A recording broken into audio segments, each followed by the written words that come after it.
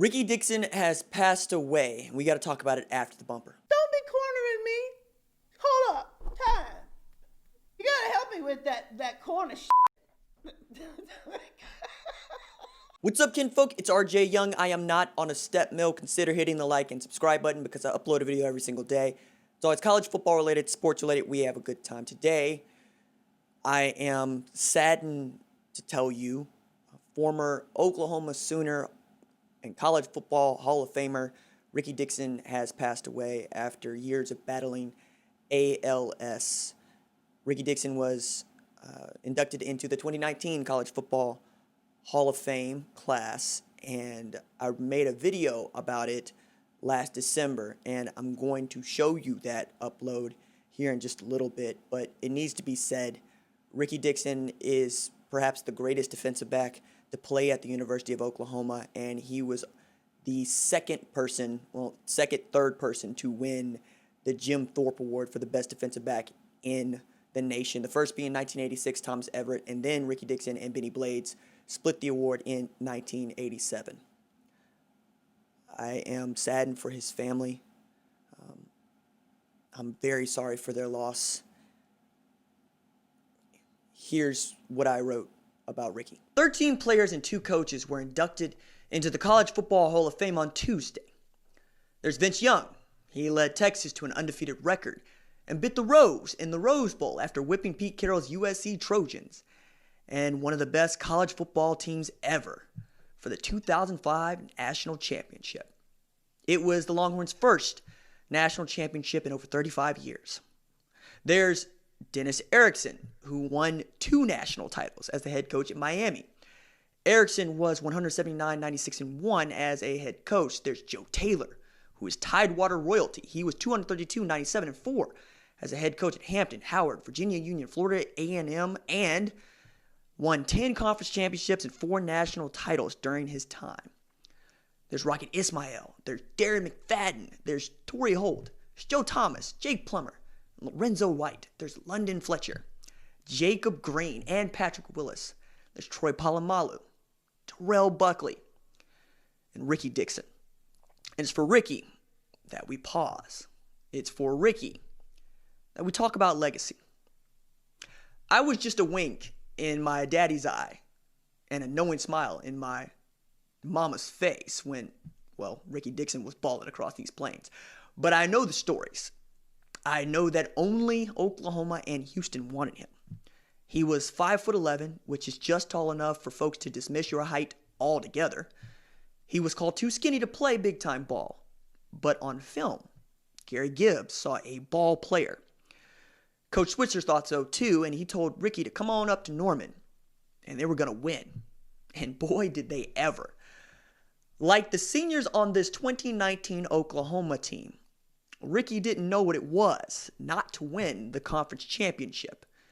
And he knew nothing but starting, because that's what he did as a true freshman. Boomers and Gen Xers will know it was the Big 8 back then. From 1984 to 1987, Oklahoma compiled a 42-5-1 record, never lost more than 2 games in any of those 4 seasons, and went to 4 straight Orange Bowls with Rickey in the defensive backfield.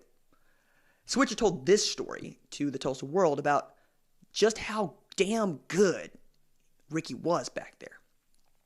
See, the Sooners played at Pittsburgh in 1984, and secondary coach Bobby Proctor told Switzer he was going to put Dixon in on a 3rd and long situation.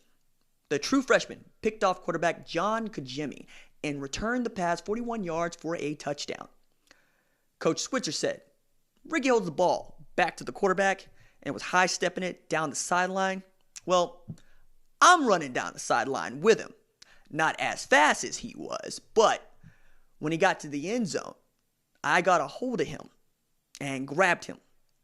He thought I was going to hug him. I ate his Wilmer Hutchins behind out. He was shocked. In 1985, Rickey's Sooners won the program's 6th national title. The team took out the whole 55-gallon drum of butt whoop and poured it all over Tom Osborne's number 2 ranked Nebraska, 27-7 in Norman, without ever needing to ask, well, how big a boy are you? Later on, they stomped number 1 Penn State to leave no doubt about who the best team in college football was that year. Rickey was named a consensus All-America selection that year. But that wasn't even his best season roaming the secondary of Gibbs's 52 scheme. The year was 1987, the same year my daddy's wink and my mama's smile led to me joining the world. And Rickey won the Jim Thorpe Award, for which I am a sitting committee member.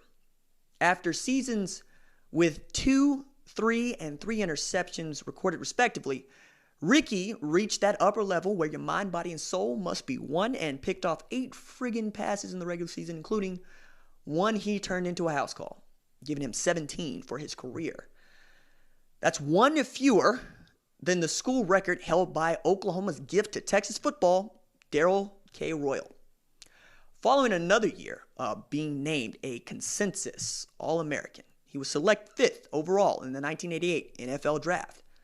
It's 1 spot ahead of Pro Football Hall of Famer and Tim Brown, and 6 ahead of the playmaker Michael Irvin, and 13 ahead of Hall of Famer Randall McDaniel, and a full round ahead of Oklahoma State and Buffalo Bills royalty Thurman Thomas. As a Bengal safety, he made his presence present by knocking the tar out of him, baby. His last year in the league was 1993, and when it was done, it was done. And all we had left were the memories many of you hold and the stories you tell the kids, like me. 20 years later, Rickey was diagnosed with ALS. At 52, doctors told him he'd have just 5 years left here with us. This despicable disease has forced him into an automated wheelchair and his wife Lorraine into dueling roles of both partner and caretaker. When it's nice out, Rickey and Lorraine slip outside their home in DeSoto and listen to the birds chirp. Lorraine's been married to Rickey for more than a quarter century. While carrying more than most, she is a lawyer at the Dallas office of the Environmental Protection Agency. She, like the strong black women who raised me, holds it all together and will not allow their men to lose faith. 6 years after his diagnosis, his mustard seed faith has led him here, now, to know we haven't forgotten the player he was and the man he is. Makes sense that Coach Switzer was the fellow who told Rickey he was being inducted into the Hall. Switzer said he felt like Santa Claus last January when he went down to DeSoto to tell Rickey the good news. He was going to be a Hall of Famer. As for legacy, Mr. Dixon, if this reaches you, your family is your legacy. Your teammates carry your legacy. Football fans tell your legacy. I, sir, am your legacy. We will not forget